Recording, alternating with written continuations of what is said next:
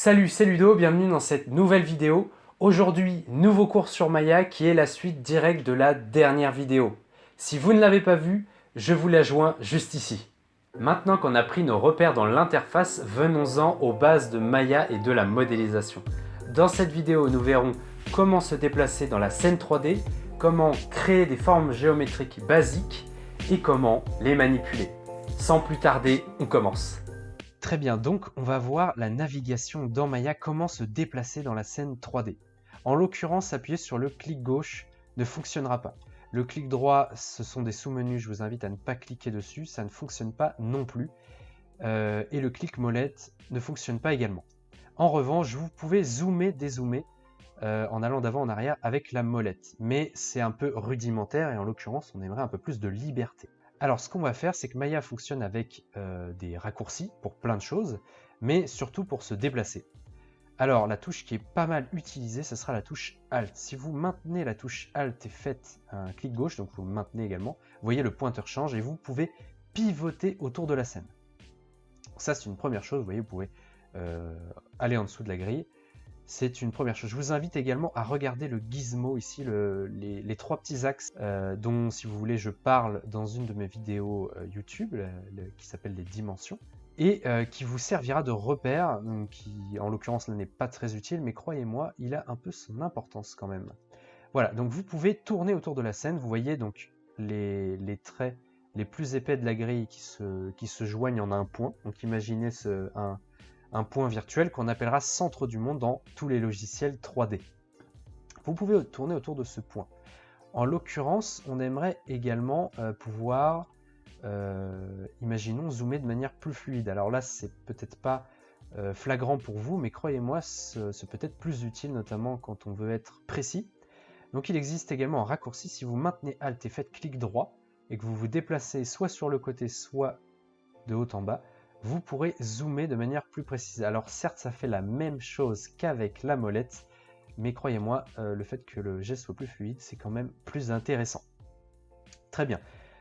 Désormais, vous savez faire déjà pas mal de déplacements. Alors maintenant, le problème, c'est qu'on est, un peu figé avec ce focus de caméra vers ce point. Donc c'est possible hein, de pouvoir se désaxer de ce point. Vous maintenez Alt et la molette. Je vous avais expliqué, hein, elle est importante. Et vous allez pouvoir vous désaxer, tout simplement de ce point. Et à partir de là, vous voyez, je ne suis plus axé sur le point, le focus se déplace en fait. Donc ça peut être utile, si vous voulez, voilà, tourner, vous voyez, autour d'un objet, de manière précise, zoomer, dézoomer. Voilà, je vous invite à vous entraîner à vous déplacer avec ce que je viens de vous apprendre. Alors le problème, c'est que quand on se déplace, des fois, on perd de vue la grille. Alors pour ça, il existe deux raccourcis qui peuvent vous ramener au centre. C'est A, voilà, qui vous ramène au centre. Normalement, c'est la touche par défaut. Et F, donc des touches clavier, voilà, qui vous ramènent au centre. F, en l'occurrence, c'est plus quand vous sélectionnez un objet et que vous voulez mettre le focus sur cet objet. En l'occurrence, là, il n'y a pas d'objet. Donc par défaut, ça vous ramène au centre de la scène. Très bien. Maintenant, vous savez vous déplacer.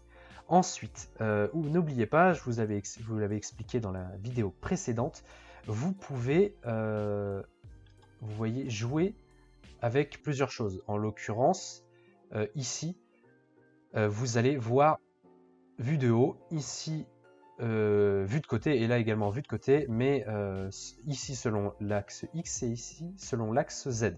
On va voir comment, je vais revenir ici, on va voir comment créer les objets dans Maya.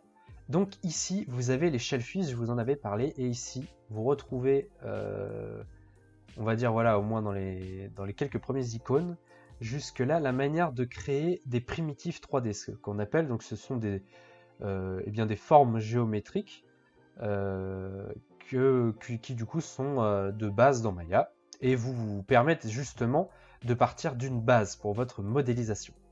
Alors ça en est quelques-unes, mais il y a une manière en fait de pouvoir avoir tout ce que propose Maya.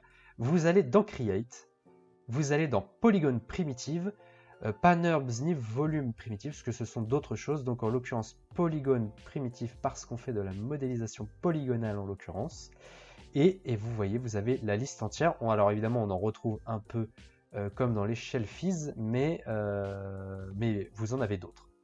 Donc voilà, on va partir du cube. Si vous voulez, il est ici le cube.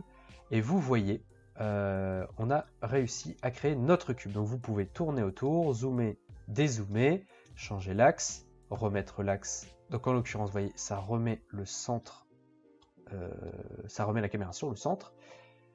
Vous voyez que si je le sélectionne à droite dans la channel box, j'ai des valeurs. Donc ce sont des valeurs animables en quelque sorte, hein, qui sont ici, mais un objet a en l'occurrence plus de valeurs encore qu'on retrouve dans l'attribut editor. En l'occurrence, ce n'est pas le sujet. Donc concentrez-vous sur la channel box. On va voir maintenant que vous pouvez vous déplacer dans la scène 3D comment manipuler l'objet. Donc ça va se jouer avec ces trois touches là, ces trois icônes. Le premier, on va oublier ces deux autres, hein, ils servent pour le coup à une sélection. Donc le premier, il va vous servir à déplacer l'objet selon les trois axes. Donc l'axe X, et vous voyez hein, qu'il se passe quelque chose, la valeur de l'axe X change. Pareil pour l'axe Z. Imaginons, je tente de les remettre au centre, vous voyez, ce n'est pas parfait. Hein. En l'occurrence, les valeurs ne sont pas exactes. Pareil pour l'axe Y, voilà, vous savez déplacer votre objet dans la scène 3D. Vous pouvez également le déplacer sur deux axes. Vous voyez, ce sont les petits carrés ici, là. En l'occurrence, ce sont plus des plaques. Voilà, si vous cliquez dessus, maintenant enfoncé, vous allez pouvoir le déplacer selon deux axes. Si vous prenez celui du milieu, vous pourrez déplacer selon trois axes. Mais attention, c'est imprécis. En l'occurrence, on préférera avoir plus de restrictions et le déplacer selon un ou deux axes. Vous pouvez également simplement sélectionner la flèche qui vous correspond, où vous voyez deux axes, et maintenir la molette. La molette qui est toujours assez importante hein, dans Maya. Et voilà, vous allez pouvoir sélectionner sans cliquer et maintenir la flèche. Vous allez pouvoir déplacer, vous voyez, votre objet. Très bien. Si vous désirez revenir en arrière dans la scène parce que vous avez fait un peu n'importe quoi, vous allez sur ces deux flèches ici. Vous revenez en arrière ou en avant. Les raccourcis pour ces touches-là, donc ce sont CTRL Z pour aller en arrière. Vous voyez, vous faites plein de fois CTRL Z. Et vous revenez en arrière. Vous avez vu ça afficher une barre rouge, ça veut dire que tout simplement je suis revenu au maximum en arrière. Attention, le logiciel a des restrictions. Il ne peut faire qu'un certain nombre de retours arrière, ou avant d'ailleurs. Et il vous affichera donc cette barre rouge une fois que eh bien, tout simplement vous avez fait le maximum. Pour revenir en avant, le raccourci CTRL Y. Et donc pareil, voilà, vous allez pouvoir revenir en avant jusqu'à qu'il vous affiche la fameuse barre rouge. Très bien, imaginons que vous ne voulez pas refaire de retour arrière, mais simplement remettre votre cube au centre du monde. Vous sélectionnez une valeur, vous faites 0. Alors vous pouvez certes, vous voyez, sélectionner une par une les valeurs, mais imaginons que je reviens en arrière, vous pouvez soit, en maintenant la touche CTRL, sélectionner une par une les valeurs que vous voulez modifier. En l'occurrence, ça peut être utile si vous ne voulez changer que ces deux valeurs-là sans modifier celle du milieu. Vous appuyez sur 0, vous faites entrer, CTRL Z. Mais imaginons que vous voulez modifier les trois. Vous maintenez la touche SHIFT. Et vous voyez, ça a sélectionné les trois valeurs. Vous faites 0, entrer, et vous avez modifié les trois valeurs. Très bien, ça c'est une première chose. Ensuite, vous avez la rotation. Donc la rotation, je ne vais pas m'étendre dessus. Hein, vous voyez, ça, ce qui se passe à droite, vous modifiez, enfin vous bougez sur l'axe X. Ici, vous bougez, vous faites une rotation sur l'axe Z et l'axe Y. Pour la rotation, ce ne sera pas possible de modifier, de bouger deux axes en même temps. Si vous cliquez au milieu, eh bien, en fait, vous bougez trois axes, les trois axes en même temps. Si vous cliquez ici, imaginons vous cliquez, hein, comme on a vu tout à l'heure, et avec la molette, hein, ça va eh bien, bouger l'objet comme si c'était de la 2D. Très bien, donc maintenant vous savez déplacer l'objet, vous voyez, clic, molette, vous savez lui faire une rotation, vous pouvez également, donc on va le remettre à 0 entièrement, donc vous cliquez en maintenant Shift, vous faites 0, entrée, ça a tout modifié. On va aller ici. Ici, c'est le scale. Ça va permettre de déformer l'objet ou de le faire grandir ou rétrécir. En l'occurrence, ici, si je clique et que je bouge cette valeur, vous voyez, ça change à droite le scale X. si vous cliquez là, le scale Z. Et vous pouvez également, vous voyez, modifier par 2 axes. Ça fonctionne un peu comme le déplacement. Très bien, on va revenir à 0. Ah oui, très important, vous ne pouvez pas mettre un objet à 0. Et oui, effectivement, si vous le mettez à 0, il n'existe plus. Il faut impérativement le mettre à 1.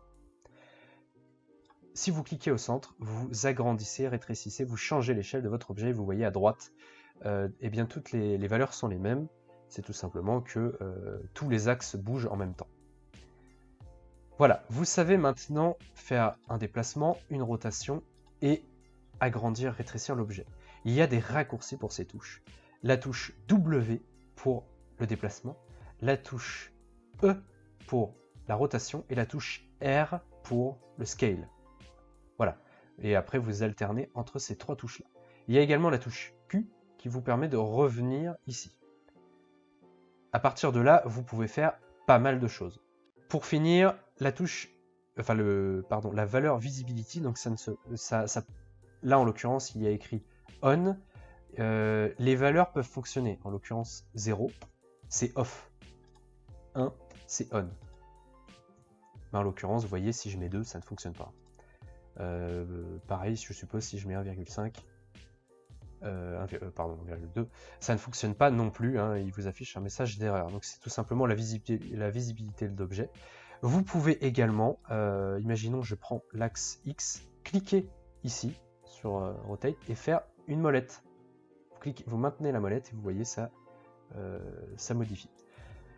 Voilà, vous savez faire maintenant pas mal de choses, mine de rien. Vous savez bouger la caméra, faire des retours arrière avant, vous savez modifier, faire une rotation, un scale, mine de rien, eh bien pas mal de choses. C'est déjà une sacrée base pour Maya. Vous pouvez également, vous voyez, je finis là-dessus, voir un peu ce qui se passe sous toutes les coutures. Ici, la vue perspective, ici une vue de haut, donc par exemple, vous voyez, si je bouge au-dessus, il n'y a que les 2 caméras du dessous qui le voient.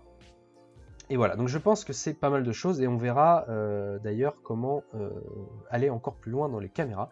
Pour le moment, on va rester là-dessus.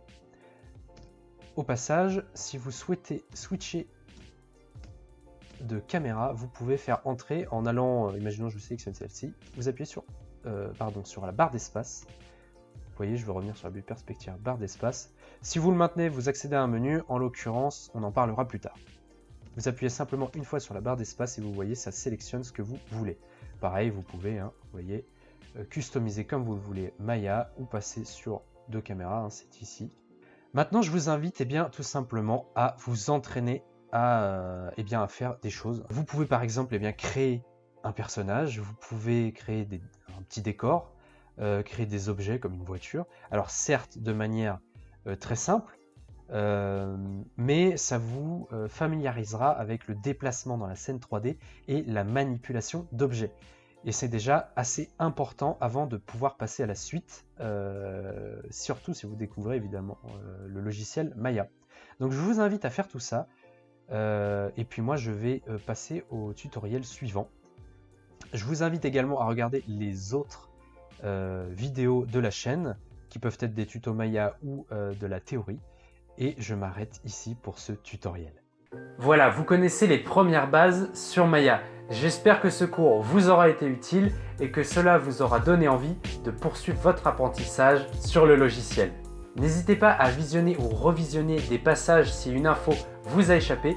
Vous retrouverez d'ailleurs en description des timers vous donnant accès aux chapitres de cette vidéo. Si vous avez aimé cette vidéo, likez, partagez, abonnez-vous en activant la petite cloche et posez vos questions en commentaire. Vous retrouverez également en description un questionnaire auquel vous pourrez répondre et qui permettra d'améliorer la chaîne et également les projets extérieurs à YouTube. En attendant vos retours, je vous dis à très bientôt pour une nouvelle vidéo.